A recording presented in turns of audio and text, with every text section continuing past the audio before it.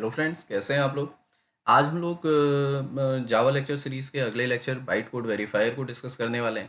तो इससे पहले वाले लेक्चर में हम लोगों ने देखा था कि जावा की कोई क्लास कैसे लोड होती है क्लास लोडर पे, क्लास लोडर उसे कैसे लोड करता है, फिर उसके बाद जेवीएम कैसे उसे इंटरप्रेट करता है। तो आज हम लोग डिस्कस करने वाले हैं कि बाइट कोड वेरीफायर क्या करता है, कहाँ पर होता है और कैसे आपके कोड को वेरीफाई करता है। तो स्टार्ट कर दें।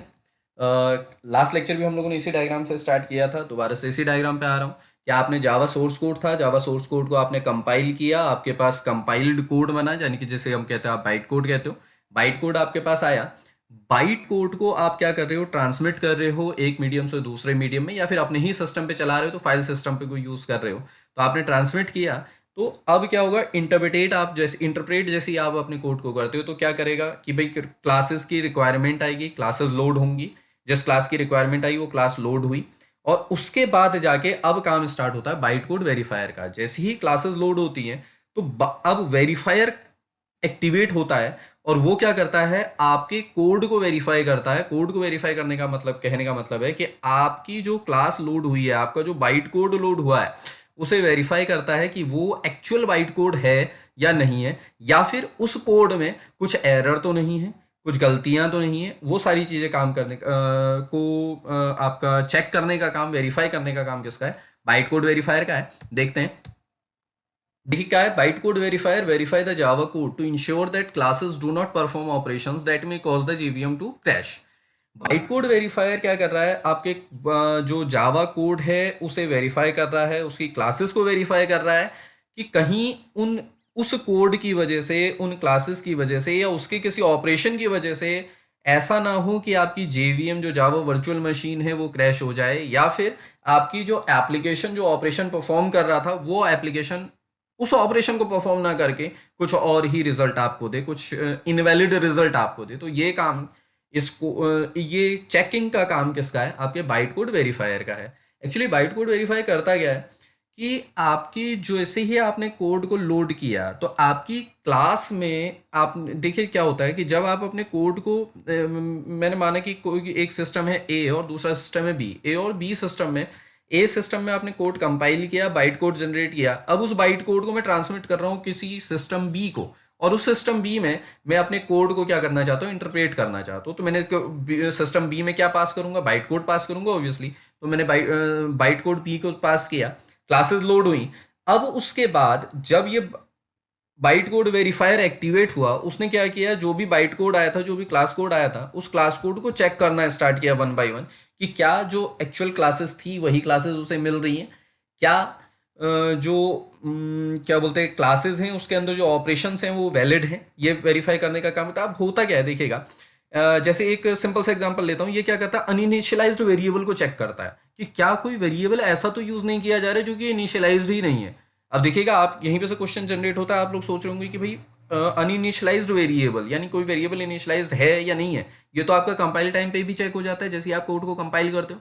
अगर इनिशियलाइज्ड वेरिएबल इनिशियलाइज्ड ही नहीं है तो क्या होगा, आपका कोड कंपाइल ही नहीं होगा। तो ये तो यहाँ भी चेक हो गया, तो फिर कोड वेरीफाई ने क्या किया, एक्चुअली होता क्या है, कंपाइल टाइम पे आपके पास कोड जो था बिल्कुल सही था, वो इनिशियलाइज्ड वेरिएबल था, सब कुछ काम था। आपने कंपाइल किया, कोई सिंटैक्स एरर नहीं आई, सक्सेसफुली कंपाइल हुआ, बाइट कोड जनरेट हो गया। अब जब ट्रांसमिट कर रहे हो ए सिस्टम से बी सिस्टम में, तो हो सकता है कि जब ट्रांसमिशन आप कर रहे हो तो उस ट्रांसमिशन के बीच में कहीं पे आपके बाइट कोड में कुछ चेंजेस कर दिए गए।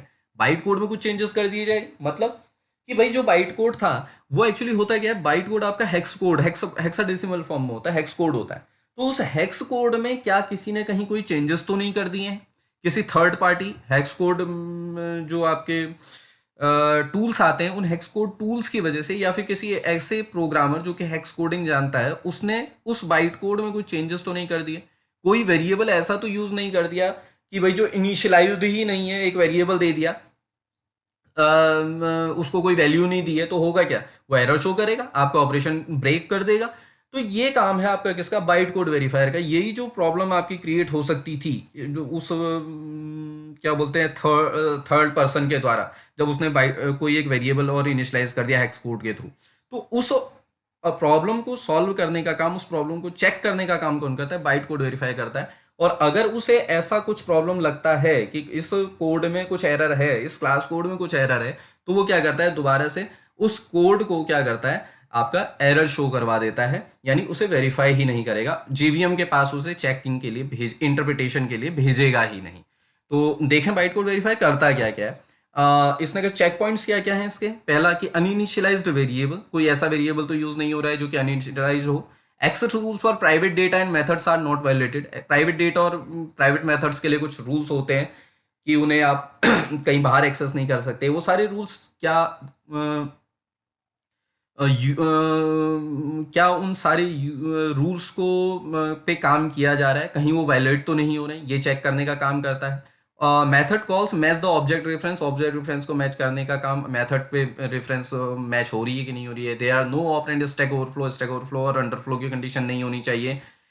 और जो जेवीएम पे इंस्ट्रक्शंस जा रही हैं वो वैलिड होनी चाहिए, ensuring that final classes are not subclassed and the final methods are not overridden. आपको भी मालूम है कि फाइनल क्लास को हम सब क्लास नहीं कर सकते, यानी इनहेरिट नहीं कर सकते हैं और उसको ओवरराइड नहीं कर सकते। तो क्या कहीं ऐसा तो नहीं हो रहा कि कोई क्लास फाइनल बनाई गई है और उसे आप ओवरराइड कर रहे हो, या फिर checking that all field references and method references have valid names, valid classes and valid type of descriptor. ये सारी चीजें काम चेक करने का काम किसका है, आपके बाइट कोड वेरीफायर का है।